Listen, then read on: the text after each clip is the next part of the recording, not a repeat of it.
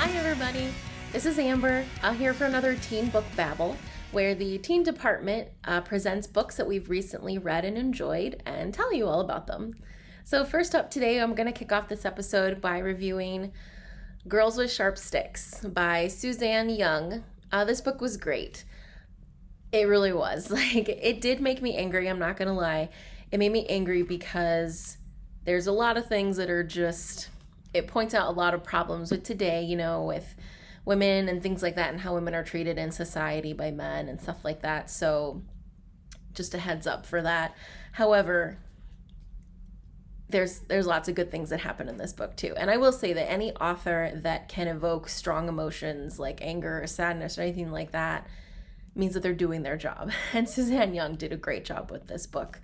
So Girls with Sharp Sticks is a sci-fi thriller sort of book. It has like a sci-fi twist at the end. It almost has like a dystopian quality, a dystopian flair, if you will, going on without it. Because even though it takes place in a modern setting, in any sort of now time present in America, it definitely has a dystopian quality just because of the sci-fi information towards the end. But so this book, it's all about these young women. The main character is Philomena Rhodes. She is a student at Innovations Academy, and right off the bat, you can tell that things are not right at Innovations Academy. All of the students that are there are these young, beautiful women that are all students, and they're incredibly well-behaved. They're diminutive and sweet and caring. Perfect, essentially. Perfect. And the men that are there with them are all, they're these guardians, essentially. They're pretty much guards that watch over them while they're at the academy. And then they're professors and a doctor and an analyst and things like that. And everything the girls do is monitored and graded. How they speak, how they dress, how much makeup they wear, their hair, their clothes, everything. Everything they do is graded. They don't learn math or, English or essentially education of any kind. The only things that they focus on at the academy are cooking, interior design, how to host a dinner party, which are great skills, but not everything a well-educated, well-rounded person needs that you would imagine at a normal school. So again, right off the bat, there are some things that are not quite right at Innovations Academy. As the book progresses, you realize that, Philomena and these girls are being mistreated. The men talk down to them. They're aggressive, both physically, mentally, and emotionally abusive.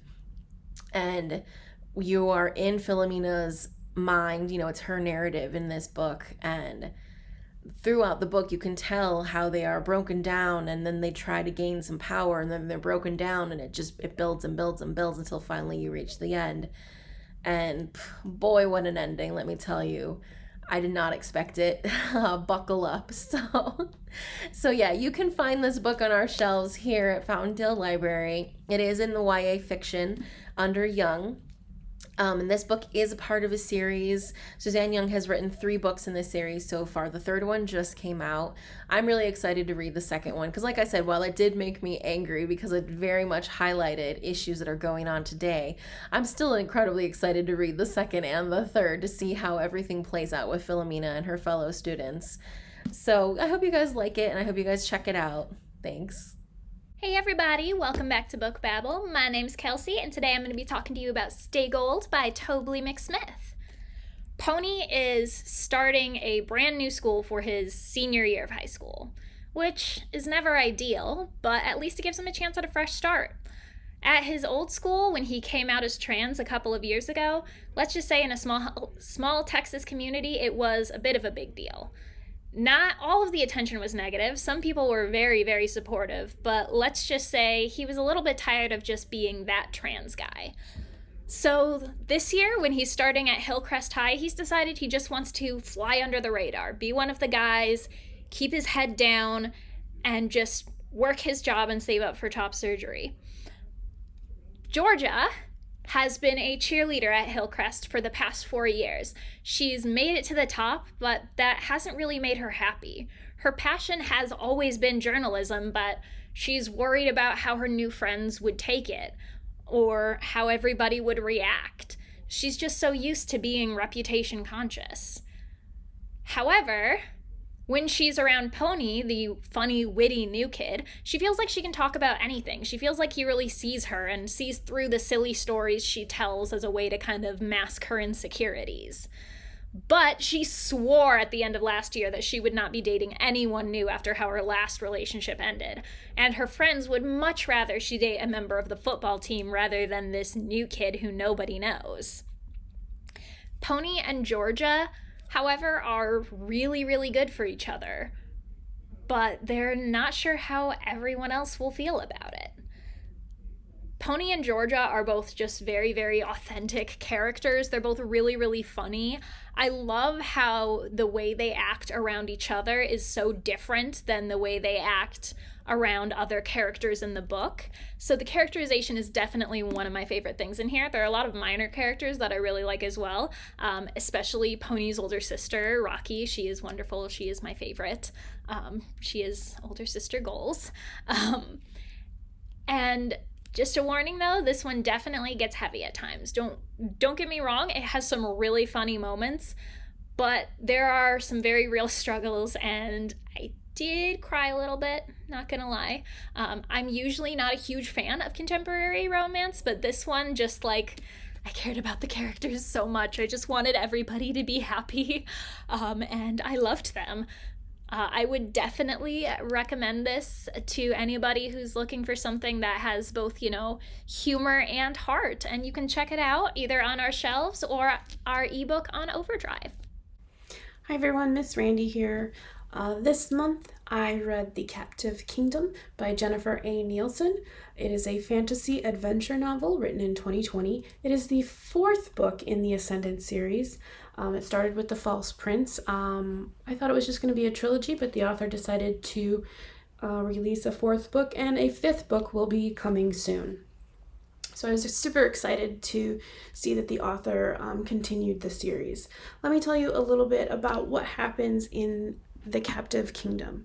So it's been a few months since the end of the third book, The Shadow Throne, and Carthia is at peace, of course, with nothing really happening except taking care of his kingly duties.